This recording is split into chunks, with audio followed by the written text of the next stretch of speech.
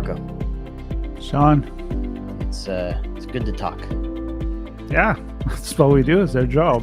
I mean, if I didn't like it, it would be horrible. That's right. And sometimes a one-on-one conversation is good. Sometimes you need the one-to-many. Sometimes the many-to-many. Different situations call for different types of talks and desired outcomes probably as well. And I mean, it's something we've been talking about with respect to cybersecurity, right? Making the connection between the CISO and the rest of the C-suite, and having the language and the skills and the tools to have that conversation, one-on-one, one-to-many, whatever it might be. And we've made progress, but there's more to do. And I think that's why the crew at Infosecurity Europe in London for the conference this year have invited our guest to be a keynote speaker.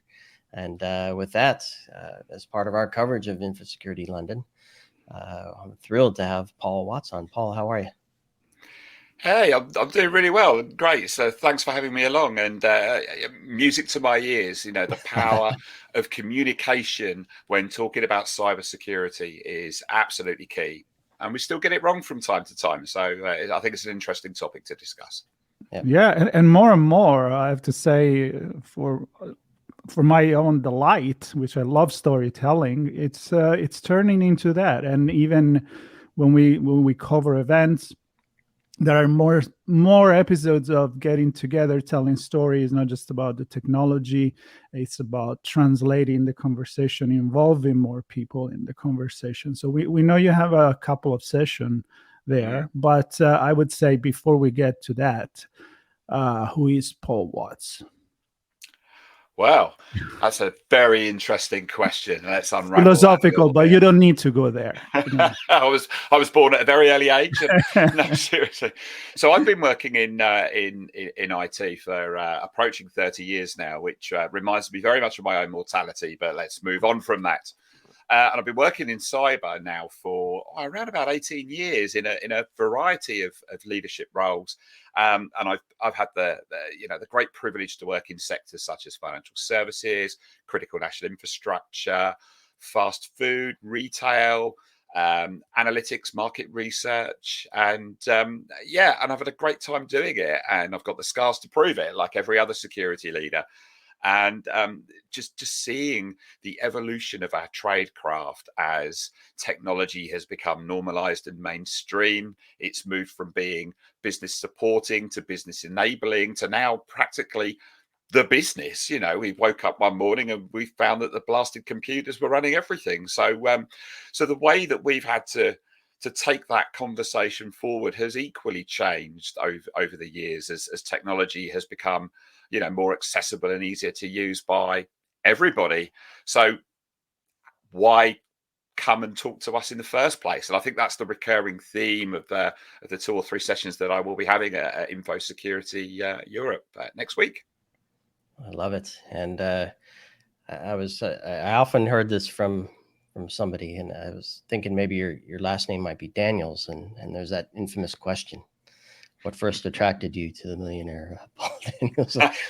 This Liz Merton show. But anyway, that's joke aside.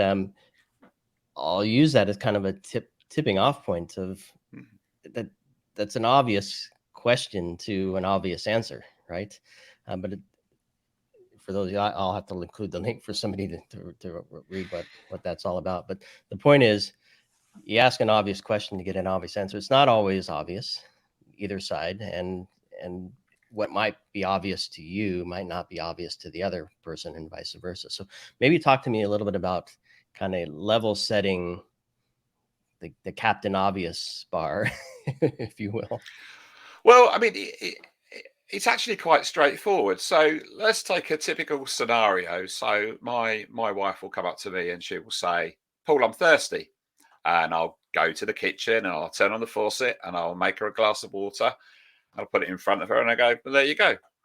She'll look at me, she goes, "What's this?" So, "Well, you said you were thirsty." She said, "No."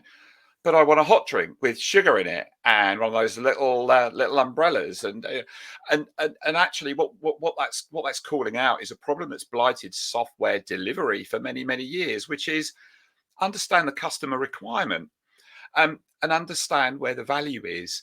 So when you think about that in the context of security, there's no point in coming to me with something and saying, "Oh, look what I've made," and I say, "No, well, you can't use that; it's illegal." And I say, "Well, at what point were you going to tell me that?" Well, at what point were you going to ask me? And then you realise that fundamentally, the two conversations never had an opportunity to start in the first place. And what's the consequence of that? Well, people cross the sidewalk, cross the street to avoid us because, well, security just gets in the way. It's a blocker. It's not making me successful. It's not allowing me to do things. It's slowing me down. It's costing me burden. It's adding friction. Nothing could be further from the truth, because security professionals don't come to work to be willfully obstructive. And, back to the analogy of I want a drink and what type of drink you want. It starts with a conversation. Ergo, the title of my throwdown on the first day of Infosecurity Europe is "It's Good to Talk," because it absolutely is. So that's kind of where the start point from it, Sean. Really, to be honest, the power of communication.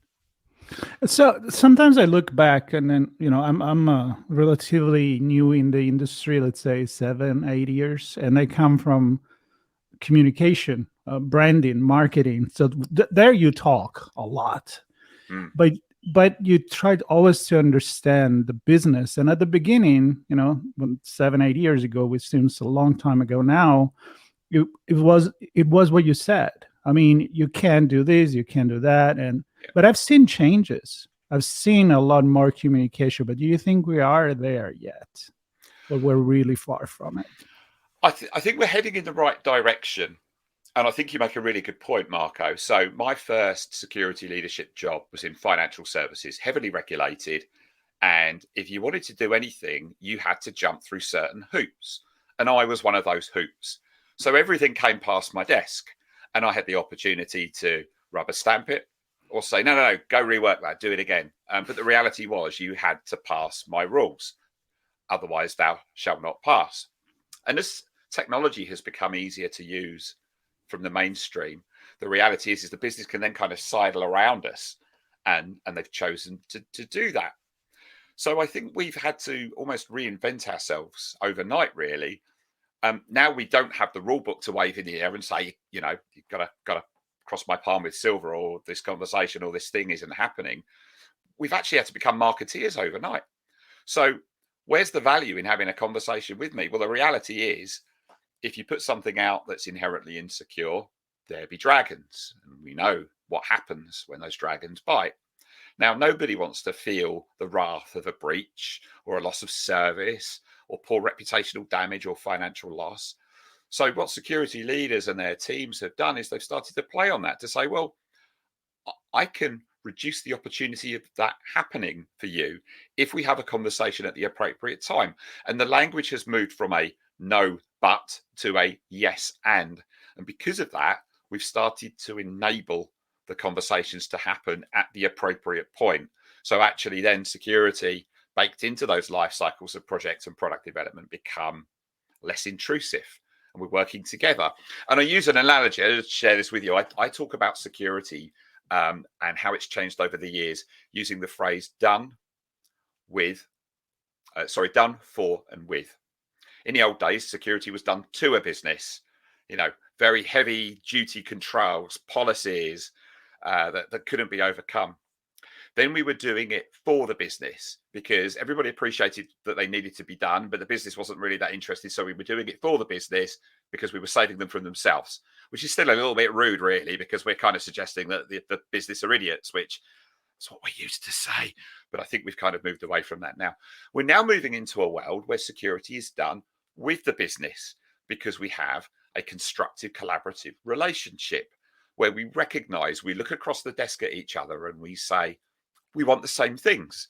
We want prosperity. We want profit. We want margin. And we want success. And we're coming at it from slightly different angles. but we absolutely amplify the likelihood of us achieving those outcomes if we work in unison and we work together and we work in harmony. So now security is done with the business. Love it. Yep. And so another one of your sessions at the conference is on the workforce. Yeah. And so taking what you just said, I mean, when I hear the term cybersecurity and workforce, I'm thinking analysts and people deploying protection technologies, and kind of the core of the InfoSec workforce.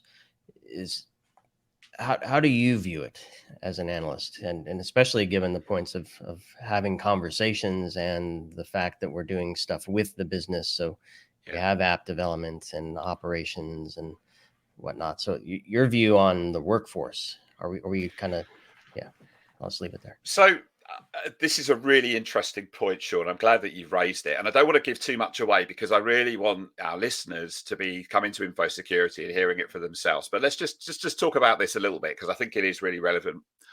One of the challenges we've had as we've evolved as security practitioners, and we've started to find that value of engagement with the business, is we still have what I would describe as blind spots. Now, I've been around for a long, long time. And the reality of it is that people of my generation came from a highly technical background. So we learned the tradecraft of cyber information security through the technology of that medium. And what I think that's done is that's inhibited our broader development, and it stifles the way that we engage with business. So what do I mean by that? I make a call to our industry and a call to the academia and the classrooms that are bringing the next generation workforce together. We absolutely need a diversity of skills in the cyber security workforce. And I use the phrase, bring me the creatives. I'll share a story with you, if I may. So when I was working for the UK railroad operator, this was back in sort of 2014, 2015, we were really struggling to land our communications campaign. We were doing a big cybersecurity transformation program. And, suits like me were trying to tell the business that it's really important and follow these tips. And it was all very mechanical, and it didn't really resonate. It didn't work particularly well. And I was standing in a coffee queue and a young lady called Georgina came up to me. And Georgina was a communications and branding executive. She did internal communications and program communicating with the public and so on and so forth. And she said, see what you're trying to do.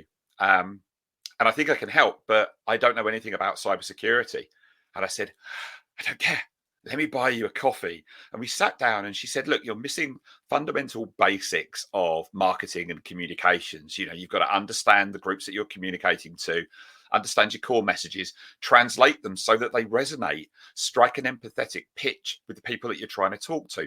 And she reconstructed the way that we did that communication and awareness, and it was an absolute slam dunk. And from that point on, I was sold that actually we were part of the problem, because we recognize now that we needed humanities students, artists, visual people, and we needed those skills to be brought into the tradecraft of cybersecurity. Now, herein lies a problem, and this is the slightly controversial thing that I'm going to surface at Infosecurity Europe next week. We need to acknowledge that we've got blind spots. So as security leaders, we have to acknowledge the fact that we need to recognize that we need those broader skills to augment what we know over the years of experience that we've gained, to be absolutely nailing the relationship with our business and driving true business value. Now, that's a hard thing to say to a security leader who's been around 20 years and thinks they know it all. They don't. And the market for our trade skills has changed. And if we don't change with the demands of our consumer, we then start to lose relevance. And that potentially becomes a problem down the line. And one of the things that I do some lecturing at universities, which I'm absolutely privileged to do. And it feels right because you're paying forward. And I say to them, what are you being taught about marketing and communications and this? And they say, well, no, I know how to, all this technical stuff and the business of risk management. So I look at the lecturers and I say, you're letting these students down, because they need to be entering our industry with a breadth of skills that transcend just the technicalities of doing cybersecurity. And I think that's vitally important, and we need to be doing more of that. Sorry, I get on my soapbox a little bit because I do feel quite strongly about that, but hopefully that's answered your question, Sean. Yeah, absolutely. Yeah. Well, I have a comment on that, if Sean, if I can, quickly. Course. I think it applies to a lot of other industries. I give you an example. Medical industry, doctors.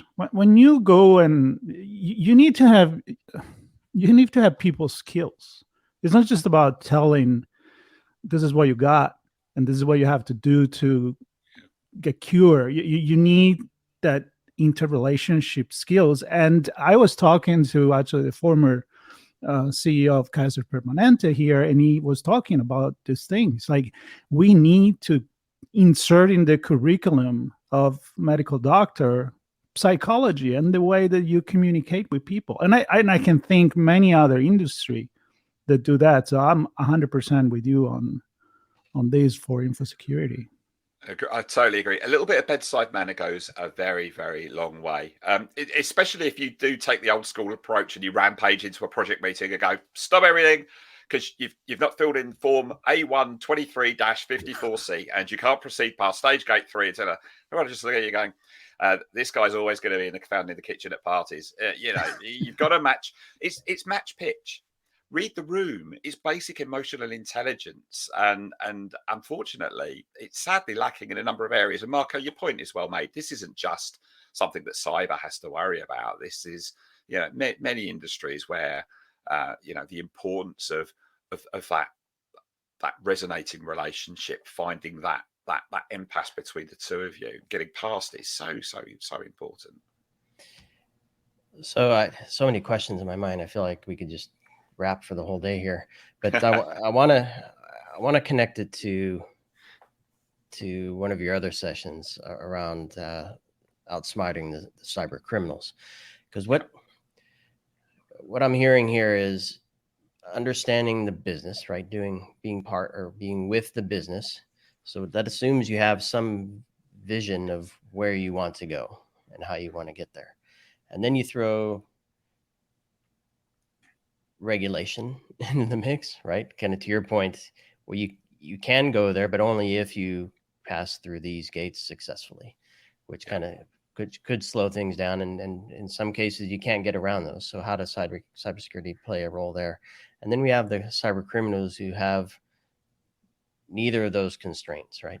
They don't have to abide by the ethics of the company or achieve the same growth rates and have issues with staffing and things like that and education. And there are no boundaries from a compliance perspective. They just go. So there's this race between the tortoise and the hare, and one of them is wearing a big backpack lugging them down, and the other is just kind of flying freely. So how do you, tying in that third session that you're part of, I think that's a panel discussion with a few folks. Yeah. How does that change the conversation?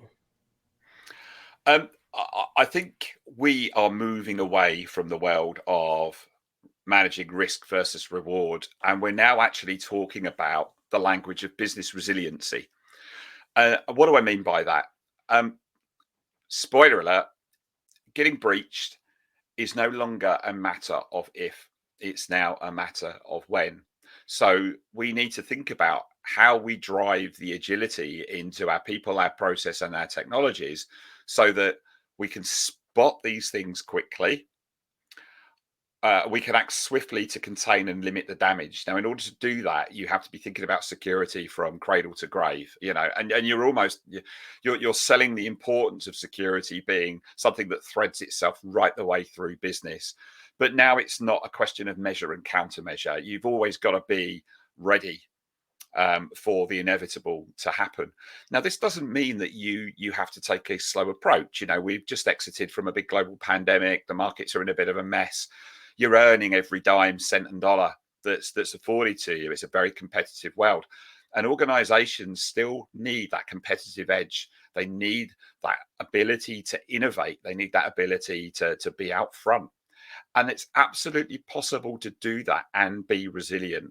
But what you need is agility, both on the side of security and on the side of business as well. And this kind of brings me back to the importance of communication and collaboration, and it being a two-way street. You know, if we're having the conversations about, we want to use, I don't know, let's talk about AI, everybody else is, damn it, let's get on the bandwagon right here. Let's talk about ChatGPT. Great. What do you want to use it for? Great conversation there. What are the pros? What are the cons? Let's go into this with our eyes really, really wide open. Because if we don't, and the business says, well, we're just going to go and do this anyway, we'll just kind of give Paul a swerve and we just won't talk to him, and then something happens, we know what happens. The business come back to us and go, how did you let that happen? Why was your SOC not detecting that? And why didn't this happen? And why? Well, we need to have that balanced conversation between the two of us, right? The other thing is to think like an attacker. So the importance of, you know, regularly rehearsing, using red teaming, blue teaming, purple teaming, just making sure that your skills are honed, situational awareness, making sure that your workforce is operating in a culture of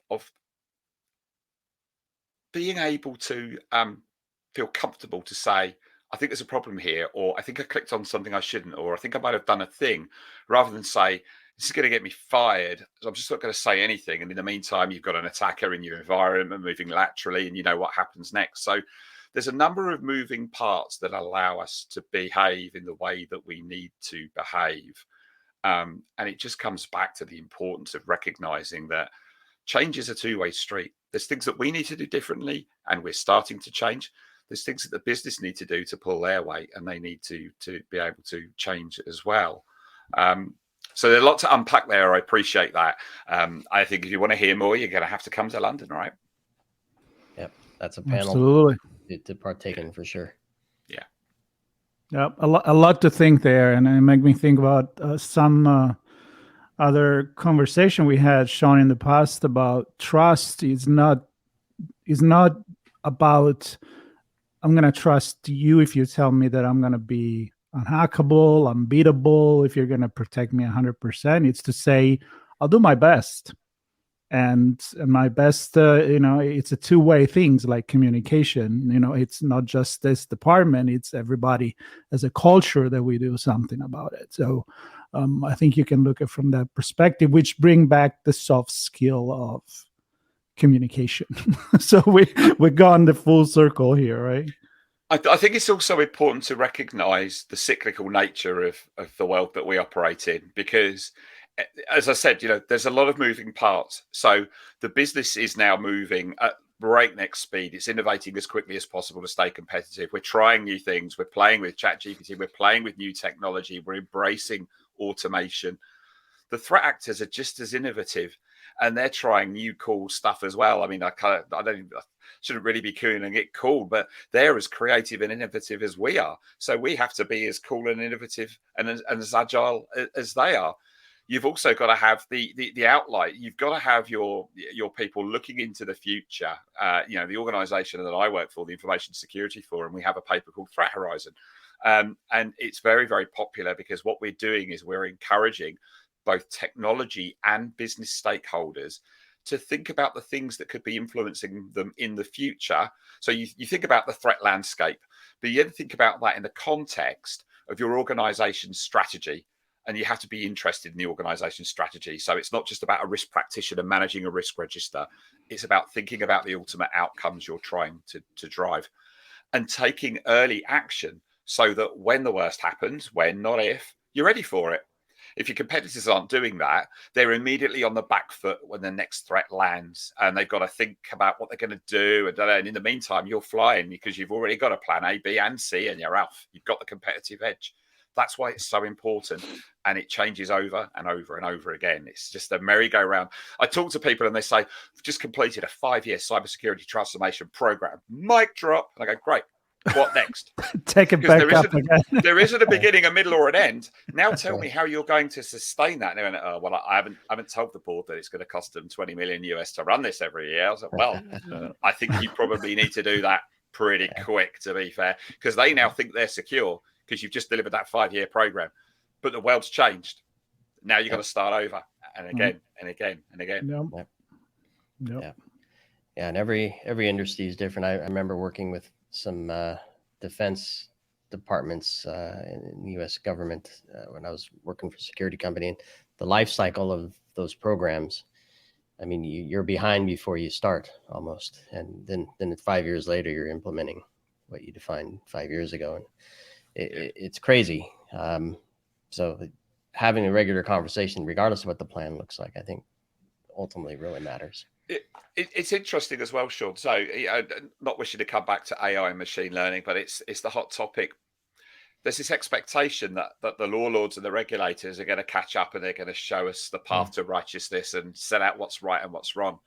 Now, look, we've been around for a while and we know that this isn't going to happen. It's going to take legislators time to catch up. We also have geopolitical rifts now. So our determination of what's morally and ethically right for AI and ML in one part of the planet may be different or perceived differently in another. So we have to unpick all of that. But the reality is this technology is here today, and we've got to deal with it today, which means that we've got to decide our own rights and wrongs and our own risks and rewards if we want to leverage this technology to remain competitive. And when the legislation catches up, we will have to adapt to become compliant to it. I don't think we're ever going to be in a situation where the rules of the road will be set before we set off down the road. Unfortunately, we don't have the luxury of being in that position.